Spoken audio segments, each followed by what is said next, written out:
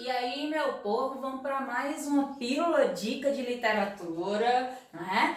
Um romance utópico e um romance distópico. Qual a diferença entre eles? Vamos pensar aqui comigo, tá? Lembra que utopia é algo idealizado. O conceito da palavra traz pra gente aqui, ó, o idealismo do lugar nenhum. Isso quer dizer que, por mais que se espere algo ideal, nunca vai se chegar a esse ideal, portanto, lugar nenhum.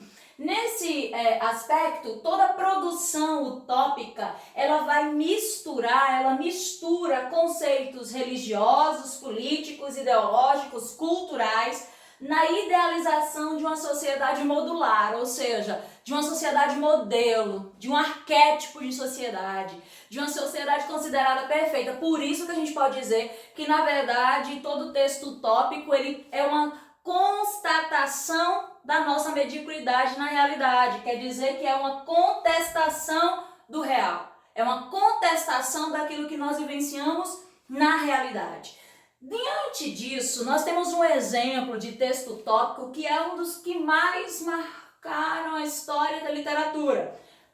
Utopia, de Thomas More, do inglês humanista renascentista Thomas More. Ele traz essa ideia de uma sociedade perfeita, da busca dessa sociedade ideal. Traz ali princípios variados, né? E aí a gente pode questionar, e distopia? O que seria? Eu vou pensar no conceito de distopia a partir da fala, né, dos maiores escritores, um dos maiores escritores de distopia, que é George Orwell, que diz: a sociedade precisa se libertar do conceito de Deus e do diabo e admitir que ela mesma faz o bem e o mal. Olha que frase forte, polêmica. O que ele quer dizer com isso? Através das narrativas distópicas, e o que seria distopia? O contrário de utopia. É o texto pós-guerra, é um texto que vai trazer, né, o contraditório, uma sociedade autoritária, totalitária, ditatorial, né, pós-apocalíptica. Então a gente vai perceber que essas distopias, elas vão ser narrativas por vezes, muitas vezes em um plano futurista, né? Ou em um momento, em um tempo tríbio, né? Que a gente não sabe diferenciar se é passado, presente e futuro, né? E a gente vai perceber que é a total caracterização de uma sociedade que não respeita a dignidade humana, uma sociedade desesperada, construída em pilares de exploração, de desigualdade. É um estado imagético ali sendo mostrado como um lugar cheio de opressão, de autoritarismo, em que o ser humano é subjugado a situações extremas. Não é à toa que nós vamos ter inúmeras distopias, como a própria, né, distopia de 1984, que vai mostrar esse mundo controlado e massacrado, né? Admirável Mundo Novo, Laranja Mecânica, obras que são consideradas clássicos da literatura mundial.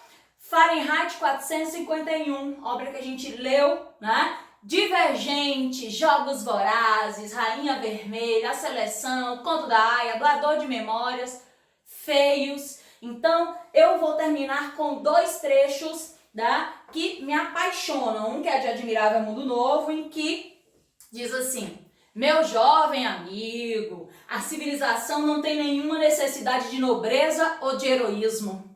Essas coisas são sintomas de incapacidade política. Numa sociedade convenientemente organizada como a nossa, ninguém tem oportunidade para ser nobre ou heróico. É preciso que as coisas se tornem profundamente instáveis para que tal oportunidade possa apresentar-se. Onde houver guerra, onde houver obrigações de fidelidade múltiplas e antagônicas, onde houver tentações, há que se deva resistir, objetos de amor pelos quais se deva combater ou que seja preciso defender.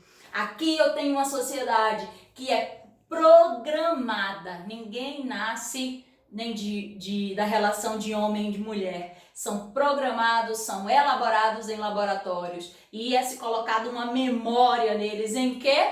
Em que ali são constituídos a ausência de sentimentos afetivos. É uma sociedade pilarizada na estabilidade social. Para a estabilidade social, deixa de sentir É, na verdade, aí um convite à manipulação por meio de mecanismos de controle como nova língua, forma de linguagem, pensamento e de ação.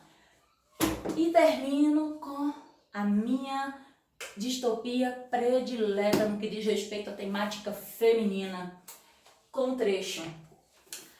Tudo que um dia foi silenciado clamará para ser ouvido, ainda que silenciosamente.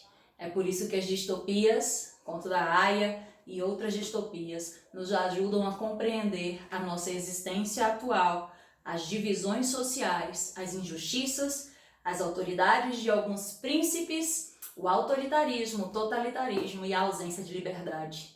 Estamos vivendo em uma distopia? Até mais.